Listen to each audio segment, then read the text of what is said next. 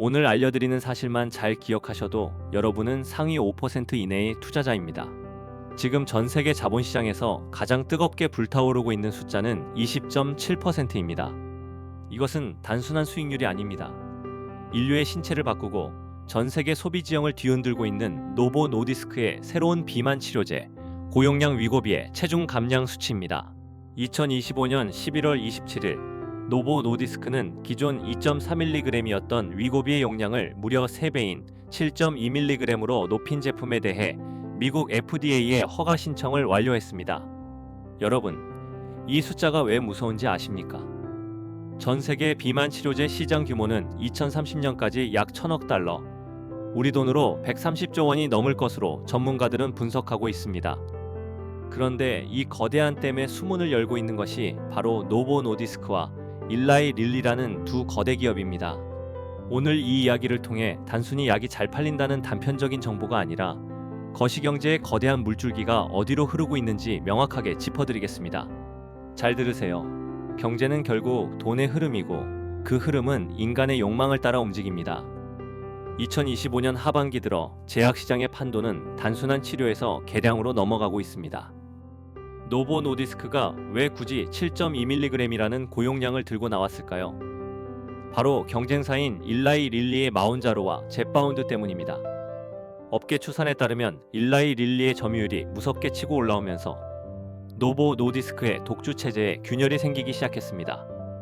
이를 타개하기 위해 노보 노디스크는 2025년 11월 26일 현지 시각으로 FDA에 신속 심사를 요청하는 승부수를 던진 것입니다. 여기서 우리가 주목해야 할 데이터가 있습니다. STPUP라고 불리는 임상 3상 시험 결과입니다. 비만 성인 1,407명을 대상으로 72주 동안 진행된 이 실험에서 7.2mg 투여군은 평균 20.7%의 체중을 감량했습니다. 기존 2.4mg 투여군이 17.5%를 기록한 것과 비교하면 3.2%포인트의 추가 감량을 이끌어낸 것입니다. 더 놀라운 수치는 25% 이상의 체중 감량을 달성한 사람의 비율입니다. 7.2mg 투여군은 33.2%가 이 수치에 도달했습니다. 3명 중 1명은 몸무게의 4분의 1을 덜어냈다는 뜻입니다. 반면 기존 용량인 2.4mg 투여군은 16.7%에 그쳤습니다. 이것을 거시경제의 관점에서 비유해 보겠습니다. 비만 치료제 시장은 마치 거대한 저수지와 같습니다. 지금까지는 2.4mg이라는 작은 수로를 통해 물을 흘려보냈다면 이제 7.2mg이라는 대형 방수로를 건설하여 시장의 파이를 독식하겠다는 전략입니다. 골드만삭스 보고서에 따르면 이러한 고효율 비만 치료제의 보급은 단순히 제약회사의 매출 증대에 그치지 않습니다. 미국의 경우 비만으로 인한 연간 의료비 지출이 약 1,730억 달러에 달하는데 이 약들이 보급될수록 국가 전체의 의료비 지출 구조가 바뀌게 됩니다.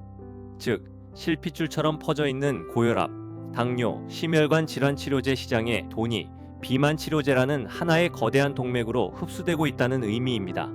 정말 무서운 사실은 이겁니다.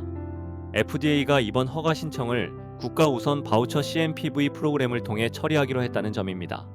보통 신약 허가 심사는 10개월에서 12개월이 소요됩니다. 하지만 이 프로그램을 통하면 1개월에서 2개월 이내로 단축됩니다.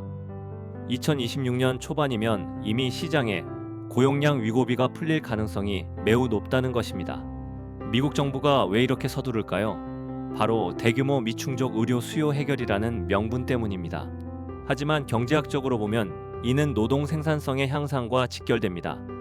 건강한 노동 인구가 늘어나는 것은 국가 GDP 성장률의 잠재력을 높이는 핵심 요소이기 때문입니다. 하지만 빛이 있으면 그림자도 있는 법입니다. 데이터는 우리에게 경고도 함께 보내고 있습니다. 7.2mg 고용량 투여군의 70.8%가 위장관 부작용을 경험했습니다. 이는 기존 용량의 61.2%보다 약 10%포인트 높은 수치입니다.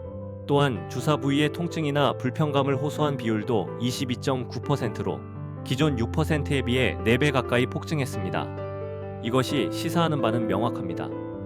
약의 효능이 임계점에 다다를수록 환자들이 지불해야 하는 신체적 비용이 커진다는 것입니다. 이는 향후 부작용 관리 서비스나 보조제 시장이라는 새로운 틈새 경제를 형성할 가능성을 내포하고 있습니다. 자, 이제 우리 같은 개인 투자자들은 이 데이터를 보고 어떤 전략을 세워야 할까요? 단순히 노보 노디스크 주식을 사라고 말씀드리지 않겠습니다. 여러분이 주목해야 할 것은 바이오 생태계의 재편입니다.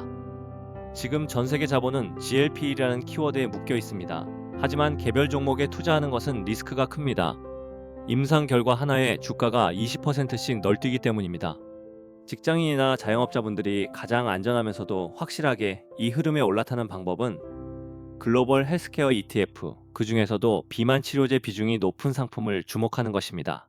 구체적으로 말씀드리면 뉴욕 증시에 상장된 Amplify Weight Loss Drug and Wellness ETF나 국내 운용사들이 출시한 글로벌 비만 치료 ZOP 관련 ETF들을 살펴보세요. 이런 상품들은 노보 노디스크와 일라이 릴리의 비중을 40% 이상 유지하면서도 부작용 관리나 유통을 담당하는 기타 제약사들에 분산 투자합니다. 특히 2026년은 고용량 제품의 출시와 더불어 먹는 비만약의 임상 결과들이 쏟아지는 해가 될 것입니다. 여러분은 매일 뉴스창을 들여다볼 필요가 없습니다. 그저 분기마다 발표되는 노보 노디스크와 일라이 릴리의 매출 성장률이 30%대를 유지하고 있는지만 확인하십시오.